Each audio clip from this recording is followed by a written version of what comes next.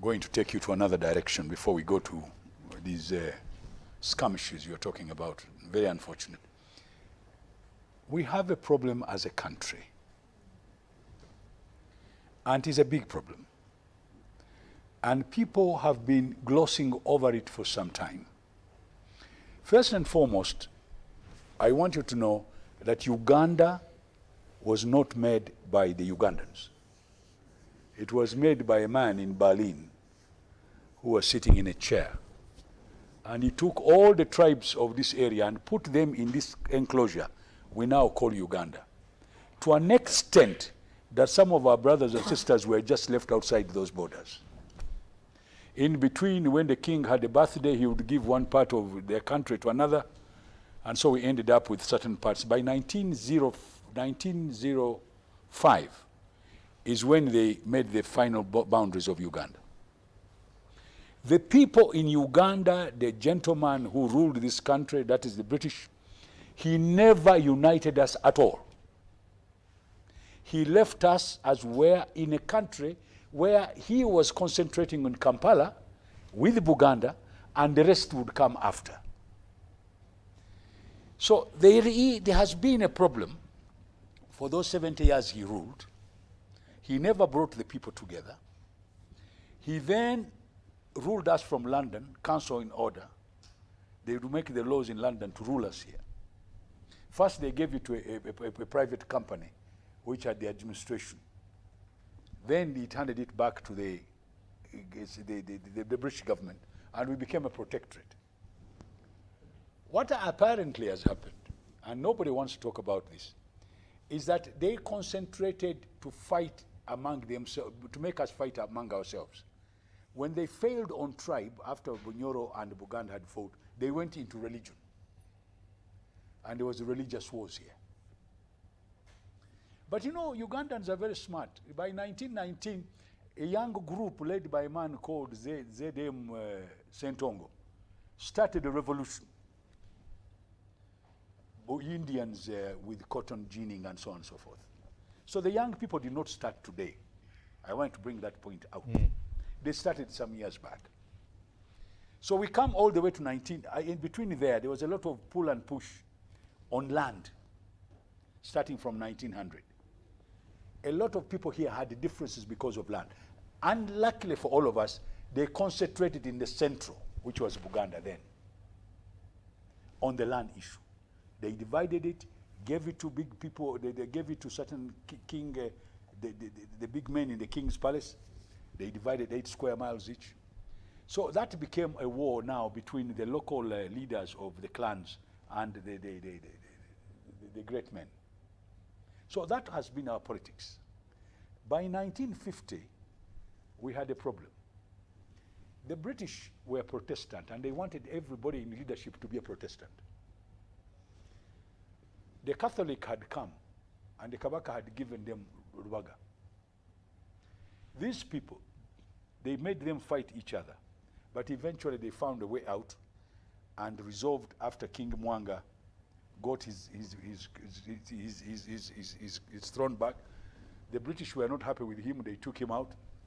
Young people died because they said they wanted to overthrow the Kabaka then. So this thing of government against the people has not started today. In the 1950s there, the people started fighting for land, at the same time fighting for business of selling cotton and like that to the Indians. So the two parties that came out, which was initially UNC and DP, came out on those bases. Most of the people in those parties were young. I want you to get this point very clear. But they were started on religious basis. So when the British wanted to bring here the Federation of East Africa, and which was refused by most Ugandans, they were very unhappy. They said, how can the two parties be led by only Baganda? So they brought a third axis by bringing Obote from Kenya and joining UNC and dividing it into parties, UPC and UNC. Eventually UNC disappeared. And then we come to the Legico. Again, I'm going to accelerate all the way up to independence. At independence, only 2 people were above 30. It was the Kabaka and Obote. The rest were below 30. Again, the youth. So I want you to get the picture that it is not the youth that people are talking about. You are going to talk about behavior now. People who tell you people reacted. In the 1960s, before our election, 1962, people here destroyed people's farms by cutting all their banana plantations. It was a party problem. Parties were fighting. So the trend, as I'm bringing the pattern now, people here have been demonstrating by creating fear into others in politics. And it has not started today. So the trend of the British divide and rule system, which we now inherited, because as far as we're concerned, if you look at the people who got independence, they did not get independence for Uganda. They replaced the British who had been ruling Uganda. They replaced the British. The system is not even ours. The democracies did not evolve from us. So we are now going into a system, and we want to make it ours. To make it ours, we have to sit down and find out where are the weaknesses. And we have to be sincere. So to get all these problems we are talking about coming up, you'll find that this election, the reason they have 5 years elections, I'm not going to the trend now, it's argued that holding a regular, free and fair elections, the hallmark of building a democracy. Which democracy? We have to understand each other. Our politics is based on sectarianism, ethnicity. It's based on young and old. It's based on rich and poor.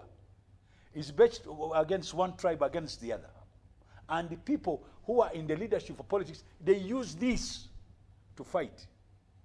In fact, those parties, the reason why they formed them on religious basis, they could not form them on tribal basis because one tribe could not go the whole of Uganda, but the religion could.